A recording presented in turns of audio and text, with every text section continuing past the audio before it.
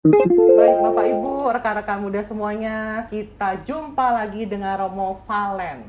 Nah, banyak yang nanya kemarin, ada yang bilang, umat bilang, Romo, ini kok namanya Valentino, dipanggilnya Valen. Ceritanya gimana tuh, Mo?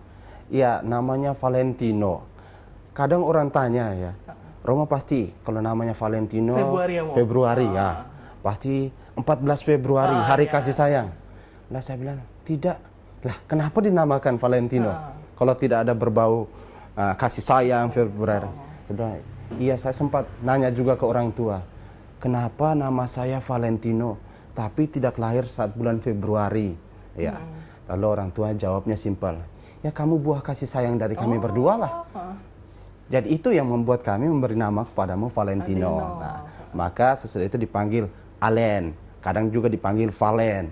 Allen. Iya, Allen. Apa Allen, Mo? Allen juga bisa. Valen, hanya jangan ditambahkan i di tengah, itu bahaya kan? Alien. Wah, makhluk asing apa lagi ini? Baik, tapi kalau di sana Kupang panggilnya sering mau Kalau di Kupang sering dipanggil Allen.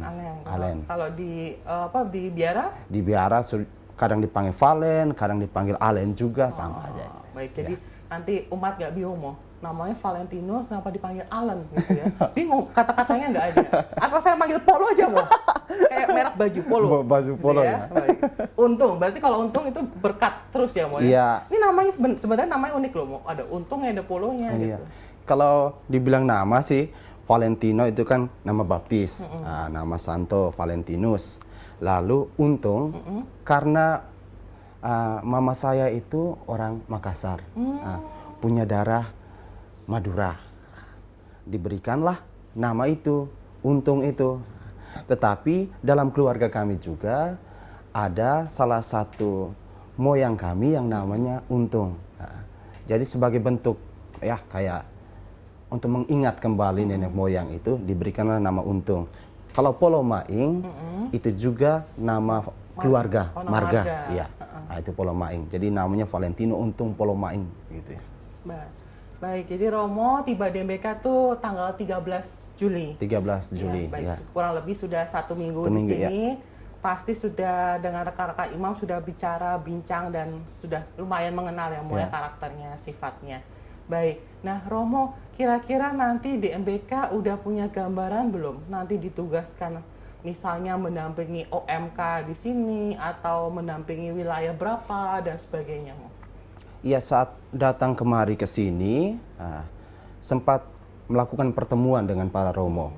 Ya, belum untuk sekelas DPH belum. Masih pertemuan rumah dengan para Romo baru dan dengan Romo Yudi sebagai pastor kepala. Dalam bincang-bincang kami, dibilang nanti wilayah untuk sementara waktu sebagai pendamping wilayah, saya menggantikan dampingan wilayahnya Romo Willy Baldus. Sedangkan Romo Kus menggantikan dampingannya Romo Alphonse. Romo Ginting, dampingannya Romo Yudi, begitu juga dengan Romo Mik. Lalu untuk kayak pelayanan kategorial atau komisi-komisi itu belum sempat dibicarakan. Tetapi kayaknya ada kecenderungan potensi kalau yang berkaitan dengan anak-anak muda, ya kamulah Romo yang paling muda itu. Jadi saya ya Romo muda ya siap, cuma siap-siap doang, ini apa nanti dikerjakan itu ya. Jadi untuk sementara waktu memang belum ada pembagian yang jelas. Tetapi dari perbincangan yang sudah sempat kami lakukan, ya ada semacam indikasi seperti itulah. Karena menurut data biduk kita di MBK itu kurang lebih ada 4.000 anak muda, ya beragam, ada dari SMA, kuliah. Ya, moga-moga Romo Valen tabah menjalani panggilan ini. Baik, Mo, nanti di MBK akan ke depannya apa sih harapan Romo untuk melayani di MBK? Apalagi kan kemarin sudah nyaman di daerah Flores Momere, tiba-tiba masa pandemi, aduh, saya ada pandemi gini dipindahin tugas di kota besar pula, paroki besar pula. Gimana tuh Mo tanggapannya?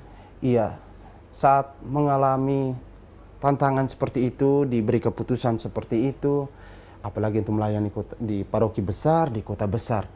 Ya, pertama itu saya hanya dalam diri saya bilang, ini kok ini pasti karya Tuhan lah. Ini karya Tuhan. Karya Tuhan. Ya.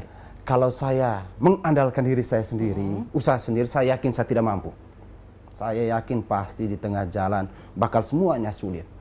Jadi saya bermodalkan iman lah datang ke sini dengan harapan bahwa saya yakin seluruh saudara saya, para romo yang lain di sini pasti akan mendampingi saya. Apalagi saya ini masih imam baru, banyak hal yang belum saya ketahui. Dan saya yakin para romo itu pasti akan mendampingi saya. Saat berada di sini dengan situasi MBK yang begitu bagus ini, harapan terbesar saya selama pelayanan saya di tempat ini, saya berharap bahwa setidaknya pertama, saya ini bukan hanya dianggap sebagai romo yang mendampingi umat, tetapi baiklah juga umat juga mendampingi saya. Umat mendampingi saya. Karena ada banyak hal yang tidak saya ketahui. Ada banyak hal yang di luar pemikiran saya.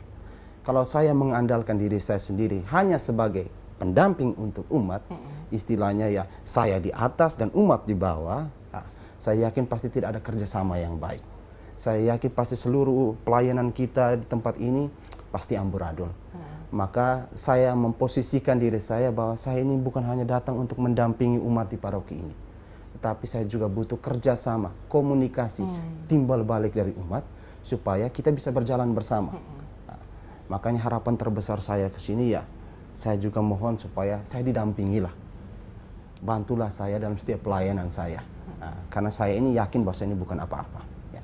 Baik, jadi komunikasi ya, Mo? Iya. Sekarang kita medianya udah banyak ya, ada WhatsApp, video call, dan lain-lain gitu ya.